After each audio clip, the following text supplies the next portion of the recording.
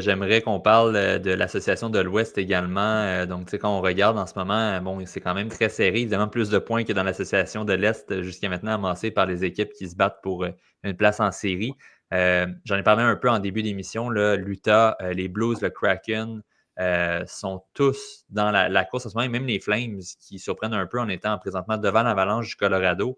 Ma question est simple pour vous. Parmi les 4 équipes que je vous ai nommées, donc les Flames, l'Utah, les Blues et le Kraken, combien d'entre elles feront les séries cette année, selon vous, au vu des récentes performances des équipes? Luc, je commence avec toi. Est-ce qu'il y a au moins une formation dans celle-ci qui va faire les séries à tes yeux?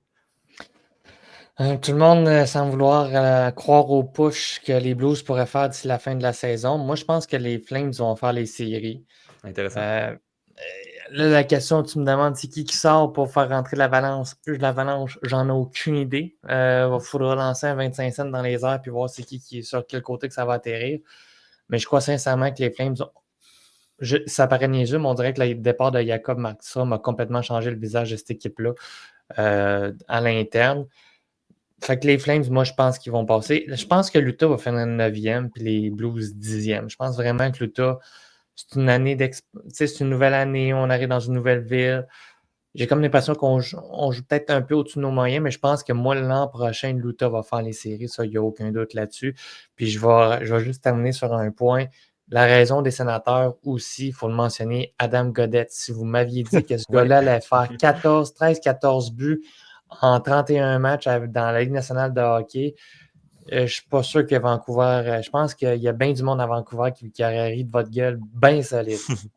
Oui, effectivement, c'est tout un début de saison pour Adam Godette. Guillaume, de ton côté, parmi les 4 formations nommées, est-ce que tu crois que l'une d'entre elles, ou plusieurs d'entre elles, seront en série? Ouais, ben, je dirais probablement les Flammes puis Utah, là, parce que j'avais dit Utah déjà au départ dans mes prédictions de début de saison.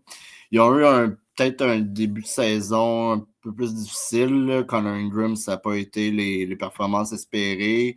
Là, il est blessé. Karel Velmeka, il fait quand même la job, mais c'est un peu un montagne russe. Mais tu sais, les Flammes m'ont vraiment surpris. Là, donc, ça ne m'étonnerait pas que nécessairement ils vont se glisser parmi les équipes qui vont pouvoir atteindre les séries. Puis surtout aussi, la division Pacifique, il y a quand même de la parité. Là, les points entre les équipes, il n'y a pas des gros écarts versus un peu plus la centrale où c'est Winnipeg, puis Minnesota ressort un peu plus du lot. Puis tu rajoutes ça. Tu rajoutes Colorado puis Dallas, qui sont quand même des équipes d'expérience aussi, qui n'ont pas nécessairement les résultats escomptés, mais qui sont des équipes qui préfèrent un push vers la fin de la saison. Mais non, selon moi, c'est ça, les Flames puis le Utah, je pense que dans leur division respective, pourraient probablement être le 4e lance. Intéressant, intéressant. On a Félix Martel qui, Luc, aucun doute que Utah fasse les séries, t'es confiant. Donc...